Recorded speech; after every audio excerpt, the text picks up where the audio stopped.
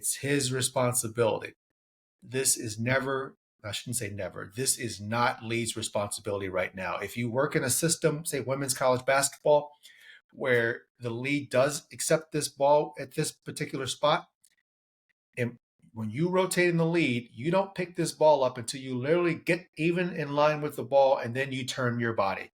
That's telling your partner, your teammate, I've accepted the ball. That's why we say don't do what this gentleman's doing, which is he backs into a position, right? He gets to the lane line and then he turns and backs.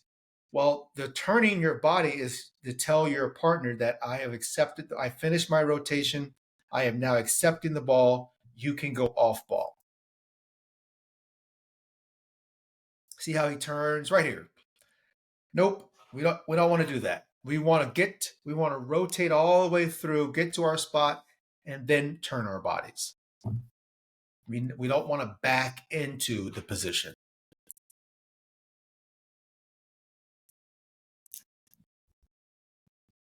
But do you see, one more thing, Sonny, can you go back a little bit there towards the end?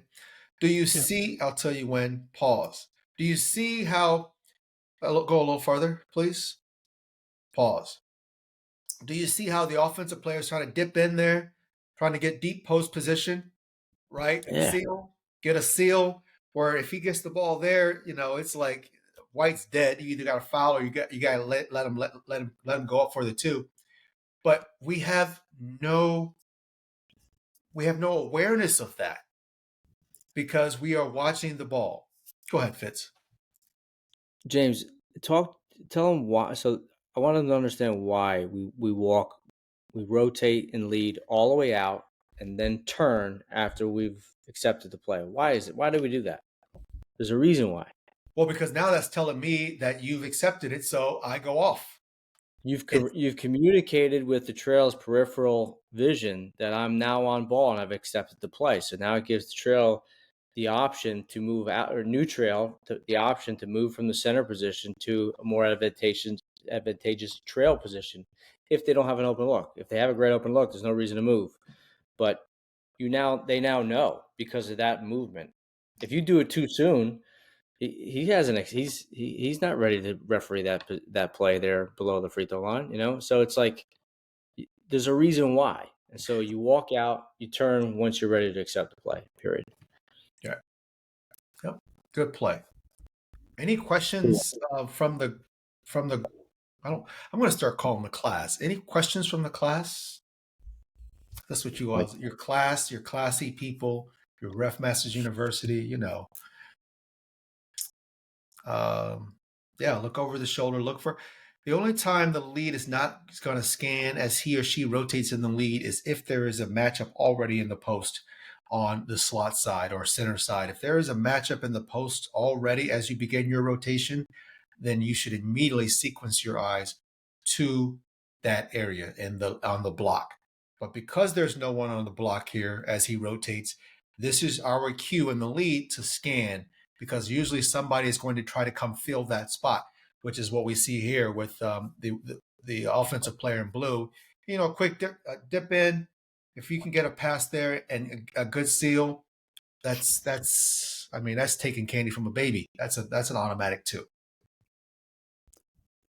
That's great there. I appreciate you taking us through that. Marty also wanted to re-review the checklist for rotating trail to center rotation. It's a really good one, Marty. Thank you. Absolutely. So it's so important. Again, like we said, when the ball swings to the weak side here, everybody knows usually the lead rotates if there's a pause, right? Everybody picks that up very quickly as a referee. Like they get that. But what they're not taught is where to look as they're rotating. The same goes from the trail to slot. Once that lead starts rotating over, everybody knows I'm going to now go from the trail position around the 28-foot mark, and I'm going to rotate down to the free throw line extended to become the new center. We all know that. But there are checkpoints that you should be going through as you make your steps down to the free throw line extended. You start with, as you can see right now, the center is on ball, right? So he is always occupied. That's why there's a rotation. The ball has settled on that side, which usually means the center is going to be occupied with the ball. So if there is a matchup, some screening action at the elbow on the center side of the floor, he's not going to see it because he's going to be occupied with the ball. So that's your first check. As you release the ball to the center, your first check is the